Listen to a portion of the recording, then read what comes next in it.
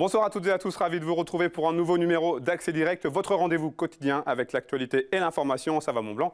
Nous sommes le jeudi 7 mars 2019, c'est parti pour 45 minutes de belles rencontres. Au programme ce soir, d'ailleurs un programme un petit peu compliqué, on ne sait pas trop ce qui va se passer. Donc normalement nous parlerons agriculture avec Christophe Léger de la Chambre d'agriculture Ça va Mont Blanc. Comme chaque mois, Sophie Sesmat, elle sera là, elle est bien arrivée. Elle viendra s'asseoir sur notre canapé pour nous présenter ses objets d'autrefois. Et nous parlerons d'un événement très attendu, le carnaval vénitien, avec des personnes, des membres de l'association ARIA. Mais avant toutes ces réjouissances, j'ai le plaisir d'accueillir Fanette, qui elle est là. Oui, j'étais en train de me battre avec mes fils.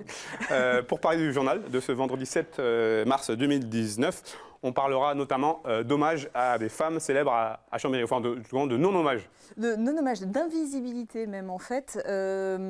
Pour un chiffre assez parlant, 5% seulement des noms de rues à Chambéry sont dédiés à des femmes. Donc il y a un collectif qui s'est mobilisé sur la question. Il y a un rassemblement demain, vendredi, pour la journée de lutte pour les droits des femmes. Et donc on a été faire, c'est Camille Rivollet qui a été faire un tour avec l'une des représentantes du collectif dans les rues de la capitale savoyarde. Et il semblerait que la campagne pour les élections européennes ait déjà débuté ici en Savoie-Mont-Blanc. Pour certains partis, on n'a pas encore les têtes de liste. Pour d'autres, c'est fait. Donc Jean-Christophe Lagarde, président de l'UDI et tête de liste, était sur le chantier du Lyon-Turin cet après-midi. Et hier soir, c'est Nathalie Arthaud pour Lutte ouvrière qui était à Annecy. Donc on les entendra tous les deux. On enchaîne avec notre revue de presse quotidienne. On commence avec, donc, on en a parlé, la Journée internationale des droits de la femme et une manifestation, en tout cas des marches qui font un petit peu polémique. Voilà, en tout cas, la façon dont ou les relations presse, on va dire ça comme ça, sont gérées. Je reprends dans l'ordre. Donc vendredi, on l'a dit, c'est la Journée des droits des femmes. Des mobilisations sont organisées partout. Il y a notamment une marche qui est organisée demain à Genève par le collectif 8 mars Genève. C'est un rendez-vous qui est donné à 19h au square de Chantepoulet, donc à Genève. Les rédactions ont été conviées à couvrir cette marche, mais le souci, c'est qu'il a été demandé aux rédactions de ne pas envoyer, je cite, d'hommes cisgenres, à savoir un homme dont l'identité de genre correspond... Alors attention, je vais lire un type d'identité de genre où le genre ressenti d'une personne correspond à son sexe biologique. Donc, pour caricaturer, un homme qui se sent homme. Donc moi, je ne peux pas y aller. Toi, voilà, par exemple, tu ne serais pas vraiment convié. Donc c'est une demande qui laisse assez songeur puisqu'elle est faite auprès de rédactions. Donc c'est notre confrère Jérémy Sédou, confrère de L'Aimant Bleu, qui a réagi sur sa page Facebook. Du coup, L'Aimant Bleu ne couvrira pas cette marche puisque la démarche pose effectivement problème. C'est un peu comme si un parti politique de gauche, par exemple, demandait aux rédactions de n'envoyer que des journalistes de gauche, ou si l'Église demandait, ou un autre mouvement religieux demandait d'être couvert par un journaliste de la même religion. Autant dire que la liberté de la presse est bien bafouée. Voilà, donc ça a fait évidemment beaucoup réagir sur le compte Facebook de Jérémy. Voilà, donc étonnant, et c'est dommage quand on parle de journées comme celle-ci, je trouve.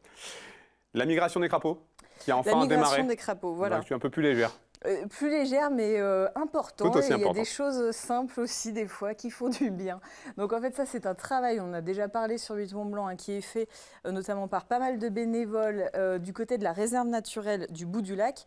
En fait, il y a la route qui longe le lac d'Annecy, qui coupe la forêt et la réserve naturelle. Et sur des périodes comme ça, de nombreux crapauds migrent, en fait, en direction de la réserve. Le problème, c'est que beaucoup se font écraser. Donc, en fait, il y a des filets qui ont été installés pour récupérer les crapauds dans les seaux, c'est ce qu'on voit en bas à gauche. Et régulièrement, tous les matins, les bénévoles en fait, leur font traverser la route en toute sécurité et ils peuvent aller s'épanouir dans la réserve.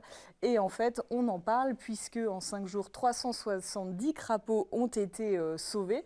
Et donc, ils ont fêté leur 10 millième crapaud sauvé depuis 20 99. ans. Donc, bravo à eux. Voilà. Et puis toi, tout autre sujet, on va parler de Laurent Wauquiez. J'ai pas de transition là. Oui, Laurent Wauquiez, le président de la région Auvergne-Rhône-Alpes, qui est connu notamment pour ça, 7 parcs à rouge. Partout où il est en déplacement, il est habillé de ce gros manteau qui lui avait été offert par sa femme après un succès électoral en 2008. Eh bien, depuis quelques semaines, les observateurs ont remarqué que la dite parka avait disparu. Selon son entourage, cette parka a nui à l'image du président des Républicains. On sait notamment au niveau des guignols de l'info, enfin en tout cas, ça ne lui fait pas forcément bonne presse. Désormais, donc, Laurent Wauquiez a choisi de porter du Made in Savoie, puisqu'il est habillé par une veste de la marque savoyarde Arpin. marque dont on a beaucoup parlé sur 8 Mont Blanc. Alors maintenant, savoir si c'est un vrai choix vestimentaire patrimonial ou un coup de com', je laisse chacun interpréter. Et puis on va faire un cocorico. Oui, avec une belle victoire, Marion Arty, que nous avions reçue par Skype sur Accès Direct il y a quelques jours. La Française donc, qui a remporté ce matin l'épreuve d'Andorre. On parle là du Freeride World Tour en snowboard. Deuxième succès dans cette compétition. Elle est donc sacrée championne du monde pour la deuxième fois après 2017. Elle a donc remporté ce matin l'épreuve d'Andorre avec un run à 87,67 points. Elle devance largement la Russe Anna Orlova et l'Américaine Erika Vikander. Et donc grâce à ce deuxième succès en Freeride World Tour, elle égale au palmarès la Suissesse Estelle Ballet, décédée malheureusement, qui a été couronnée en 2015 et en 2016. Marion Arty qui aura donc l'occasion en 2020 de devenir la première femme de l'histoire à remporter 3 fois le Freeride World Tour en snowboard. Donc c'est tout le bonheur qu'on lui souhaite en tout cas. Merci Vanette. À tout à l'heure. Alors, programme un petit peu chamboulé. On va commencer avec le carnaval vénitien d'Annecy. Je vous en prie, installez-vous. Avec 2 membres donc de cette association, l'association ARIA. Je vais peut-être me mettre là, parce que Claudie elle a des choses à montrer. Non, mais je voulais en poser. Allez, Je voulais en poser aussi. Je vous en prie. Alors, Est-ce qu'on peut poser quelque chose là, sur installez-vous, la table? Installez-vous. Excusez-moi, on est en direct, installez-vous. Alors, donc l'association ARIA, qui organise donc plein de choses, notamment le carnaval vénitien. Déjà, quelques mots sur cette association, qui a été créée, si je ne dis pas de bêtises, en 1995. C'est ça. Donc à l'initiative de professeurs d'italien du lycée Berthollet qui ont commencé par des échanges scolaires avec Vicenza, et de là est né le jumelage Annecy-Vicenza. Alors, le carnaval existe depuis maintenant 23 ans. Oui. Comment est-ce qu'il est né ? Eh ben, il est né à la suite des échanges. Les gens allaient à Venise et du coup, ça a été une initiative de se dire pourquoi pas aussi sur Annecy. Donc c'était une toute petite édition au départ et qui a grandi et qui est devenue, j'ai mes petites notes, en 97, donc petite première édition de carnaval qui était mélangée à un autre carnaval, d'ailleurs au carnaval de la ville. Et ça a pris son essor et son envolée à partir de 98, mais surtout en 2006 où on est passé de 2 jours à 3 jours avec la nocturne, etc. Et voilà. Qu'est-ce qui représente pour vous ce carnaval ?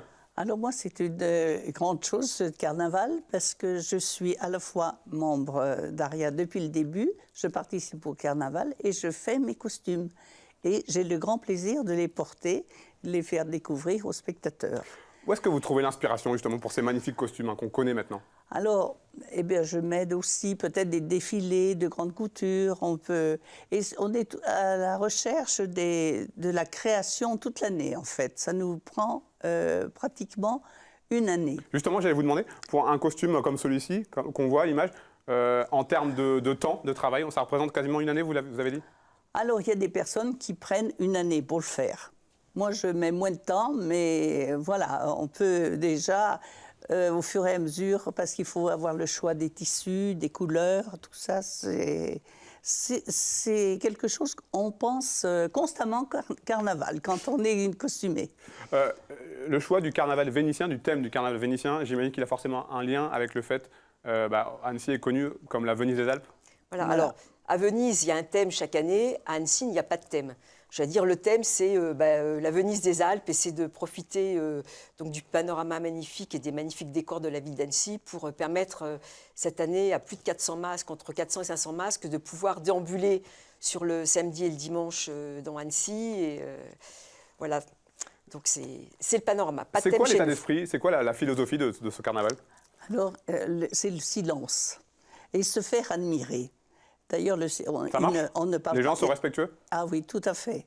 Et admiratif. Et on voit dans leurs yeux la petite étincelle d'admiration. Et je peux vous dire que quand on est costumé, qu'on a fait son costume, où on a passé beaucoup d'heures dessus, et c'est une satisfaction immense. Alors, vous avez amené un petit miroir, c'est Voilà, votre création ? j'ai amené, ça, c'était une création d'un costume. Par exemple, et ça, c'est vous le mettez combien de petit temps ? accessoire. Vous mettez combien de temps pour faire un accessoire comme celui-ci ? Non, mais ça, je mets peut-être 1 heure. Ah oui. Voilà. Parce qu'il y a l'habitude maintenant. Ouais, et ça, j'imagine. c'est le petit miroir, voilà. Pour en qui revenir- est bien pratique pour arranger un petit peu s'il y a quelque chose qui Pour en bouge. revenir à l'organisation du carnaval, combien de personnes à peu près travaillent sur l'organisation justement ? Alors, on a une commission carnaval qui regroupe une dizaine de personnes qui a travaillé là depuis le mois de novembre autour de l'événement. On organise cette année une semaine vénitienne qui commence à partir du 9 de samedi là qui vient. Oui, c'est nouveau ça, le fait de... Voilà, c'est-à-dire qu'on a, voilà, on a en ouverture du carnaval un prélude avec un partenariat avec l'Impérial où on propose à des masques régionaux de l'étape, c'est des masques d'Annecy ou de l'association qui vont être là, de pouvoir rencontrer les photographes et déambuler dans le parc Charles-Bosson si la météo est avec nous. Voilà. Vous êtes surpris de voir l'importance que le carnaval a pris au fil des années? De voir que c'est pris autant d'importance? Je crois que la notoriété d'Annecy, elle n'est plus à faire. Elle n'est plus à faire et, Voilà. et les gens adorent venir ici parce que je pense d'abord, c'est ce qu'on disait. Il y a un joli site. C'est magnifique. Voilà. Et puis, voilà, il y a un accueil qui est aussi assez convivial et assez sympathique. Les gens ont plaisir à se retrouver. Voilà. Alors vous qui avez l'habitude de défiler, qu'est-ce qu'on ressent quand on est au milieu de cette foule avec ces gens qui vous admirent? Qu'est-ce qu'on ressent? Ah, mais c'est une satisfaction immense, je vous ai dit, c'est incommensurable, c'est un immense plaisir. Et puis, les gens s'arrêtent aussi, il y en a qui connaissent la couture sur les détails et ils voient le travail qu'on a mis. Puis ils nous disent, mais comment vous avez trouvé ces perles, ces bijoux, ce tissu? Et on peut avoir quelquefois un coup de cœur pour un beau tissu. On craque aussi et ça fait beaucoup de plaisir. C'est la satisfaction, la récompense de notre travail. Merci beaucoup, mesdames. Alors, on rappelle, donc la semaine commence le 9 mars. Voilà. Et donc, le temps fort du 15, 16 et 17 mars. Donc, le nocturne a bon lieu le vendredi de 17h à 20h30. Le carnaval le samedi et le dimanche, donc de 10h à 18h, déambulation des masques, avec une présentation sur le podium dans les Jardins de l'Europe à partir de 14h. Merci beaucoup, on espère que la météo sera au rendez-vous. Je vous Merci. invite à rejoindre la régie. On passe notre rubrique Curiosité d'hier avec Sophie Sesmat. Salut Sophie. Salut Seb. Quel joli bonnet. Mais c'est pas un bonnet. J'étais sûr que tu allais me dire ça. J'étais sûr que tu allais me dire ça. Mais bien Au moment où j'ai dit ça, je savais que c'était pas un bonnet. Ah bah voilà. Alors, forcément, en cette veille du 8 mars, Journée internationale des droits de la femme, tu as choisi de rendre hommage à la Aux femme. Savoyardes, bien sûr, aux Savoyardes. C'est une coiffe. Alors, c'est une coiffe, ça s'appelle une frontière. Pourquoi ça s'appelle une frontière? Parce que ça vient encadrer le front. Ça se pose sur l'avant du visage avec la pointe toujours dirigée vers le nez. Alors moi, ma frontière, elle n'est pas complète. Il va lui manquer le petit boudin noir qu'il y a derrière. Et puis, ça ne se met pas sur un brushing. Autrefois, les Savoyardes avaient les cheveux longs, nattés. Et donc, en fait, la coiffe, elle se monte derrière avec une coiffure. Pourquoi je voulais parler? Donc, j'ai amené 3 objets qui sont vraiment emblématiques de la femme savoyarde autrefois. Donc, parce que demain, c'est la journée des droits internationaux de la femme. Et puis, surtout, j'ai listé, en fait, dans l'histoire de la Savoie et de la femme en Savoie, eh bien, j'ai listé quels étaient ses droits et ses devoirs. Alors, elle a 2 droits, la Savoyarde de 1860. Elle a le droit d'hériter de ses parents, ce qui est pas mal. Donc, elle a le droit d'avoir ses bijoux et d'avoir des terres à elle et de l'argent à elle. Et elle a aussi, j'ai perdu mon truc, elle a le droit d'hériter de ses parents. Et non, j'ai perdu, donc on va passer aux devoirs. Et quels sont les 3 devoirs qu'elle a? Eh bien, elle a le devoir de se marier. Lorsqu'elle se marie, elle va porter son costume régional. Donc, elle va porter sa coiffe. Cette coiffe, donc, c'est la frontière. Alors, regarde, je t'en ai amené une. Elles étaient entièrement bâties à la main. C'est vraiment du travail qui était fait le soir. C'est long. Aujourd'hui, on peut encore en trouver des en bon état. Alors, ce qui est sympa, c'est de trouver le petit ruban de perles qui va avec. Et puis, écoute, ça reste des coiffes qu'on retrouve aujourd'hui dans les groupes folkloriques. Quand on se déplace certains week-ends, il y a des groupes folkloriques qui sortent, et bien les femmes de Savoie portent leurs frontières. Alors après, quel devoir est-ce qu'elle a? La femme, une fois qu'elle est mariée, eh bien, elle a le devoir d'entretenir son foyer et donc de faire à manger. Et quel est le plat typique de la Savoie? Eh bien, c'est le farcement. Je t'ai donc amené un plat un moule à farcement. Alors, le farcement, c'est un plat qui date du Moyen-Âge à peu près.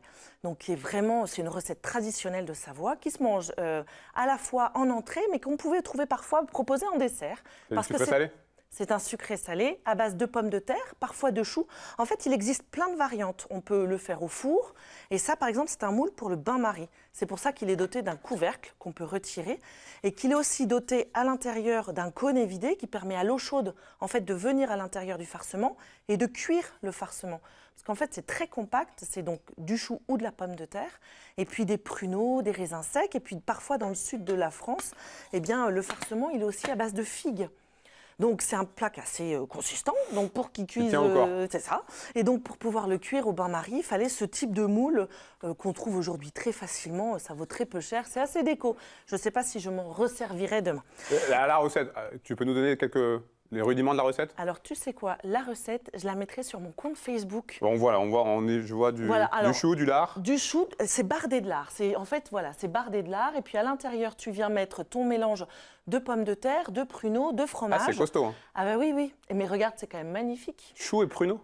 Chou et pruneaux, Et ou lard pommes de terre et pruneaux. Mais tu mélangeais pas le chou et la pomme de D'accord. terre. Et puis, le dernier devoir de la Savoyarde, une fois qu'elle a été mariée, qu'elle a donné à manger à son mari, bah, c'était de faire des enfants. Décidément, c'est des devoirs un petit peu rétrogrades à l'époque. On est d'accord que ce sont des faits historiques. Après, Oui, on est d'accord. on peut les remettre en cause, on peut dire que c'est aujourd'hui, c'est pas ce qu'on voudrait pour une femme.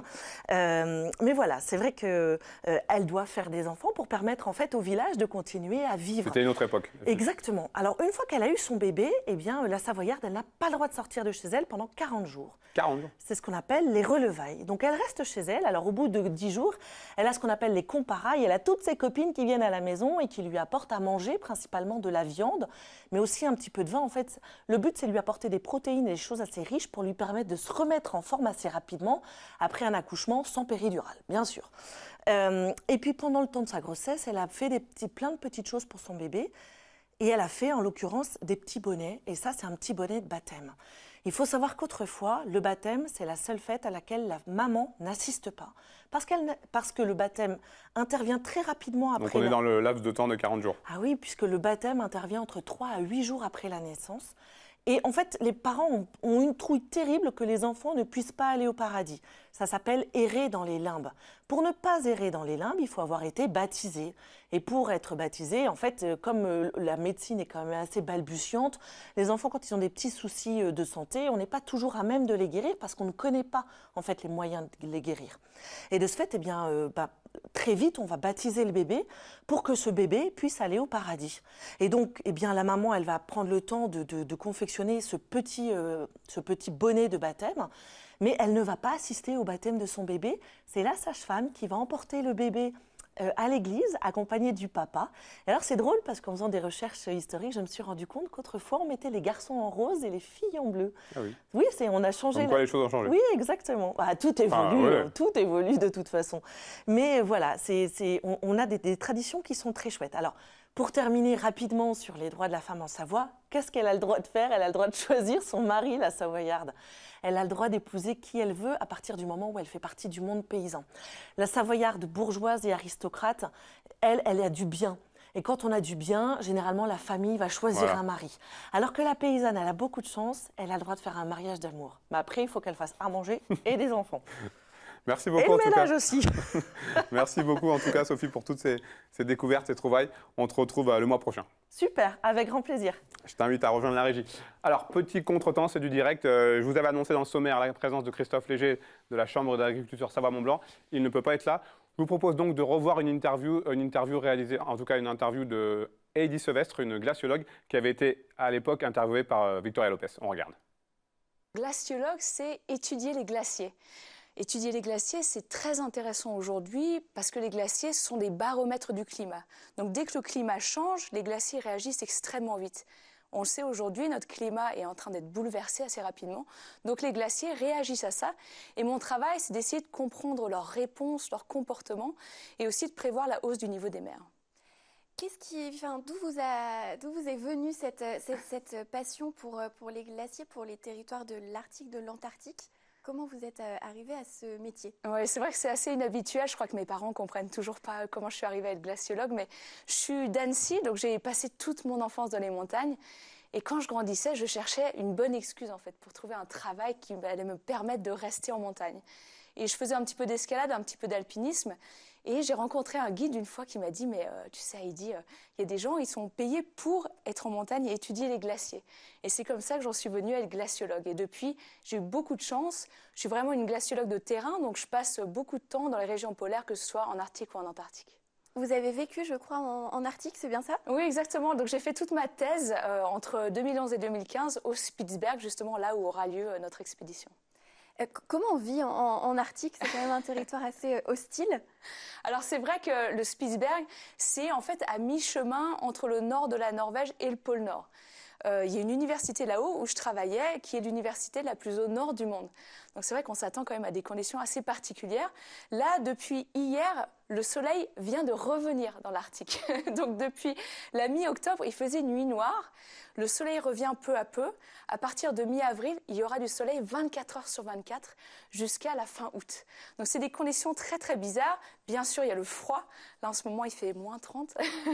Donc on s'attend pendant notre expédition à avoir des conditions assez intéressantes. Alors justement, vous en parlez, c'est en 2020, il me semble que vous allez participer à une expédition un petit peu particulière sur cette île de Spitsberg en Arctique, avec 3 autres femmes scientifiques. Quel est l'objectif de cette expédition? Alors cette expédition, elle s'appelle Climate Sentinels, c'est-à-dire les sentinelles du climat. Et donc nous sommes 4 scientifiques, 4 femmes, et on veut faire une expédition vraiment qui nous ressemble, c'est-à-dire une expédition scientifique qui est propre avant tout. On va se déplacer à ski pendant 1 mois. On va essayer de couvrir à peu près 450 km. Tout au long du chemin, on va prélever des échantillons de neige pour mesurer la pollution aux particules fines qui arrivent jusque dans l'Arctique. Et on veut surtout que ce soit une expédition qui inspire et qui éduque un petit peu le grand public sur ce que c'est que d'être scientifique, ce que ce sont que les régions polaires, mais aussi ce que c'est que la pollution qui arrive jusque dans l'Arctique. Vous l'avez expliqué, justement, la pollution aux particules fines. Alors nous, on a l'habitude de l'entendre en ce qui concerne la vallée de l'Arve, mais finalement, c'est le même problème qui touche les pôles et donc les glaciers. Oui, tout à fait. C'est vrai que l'Arctique est une région vraiment très propre, parce que finalement, il y a très très peu d'activité là-haut. Mais c'est une région qui subit tout ce qui se passe à des latitudes moyennes, par exemple ce qui se passe en France ou ce qui se passe dans le reste de l'Europe. Et ce qu'on va mesurer au travers de cette expédition, c'est la pollution du noir de carbone. Donc ce sont des particules fines qui sont émises par la combustion des énergies fossiles. Donc c'est par exemple tous les jours quand on prend sa voiture, quand on fait un feu de cheminée, mais aussi les feux de forêt, naturels ou pas naturels, peuvent créer cette pollution au noir de carbone. Cette pollution, elle est très fine, elle peut être très facilement transportée par les vents et ensuite elle peut arriver jusque dans l'Arctique, jusqu'au Spitsberg et se déposer sur la neige et sur les glaces. Et là, l'impact est très intéressant.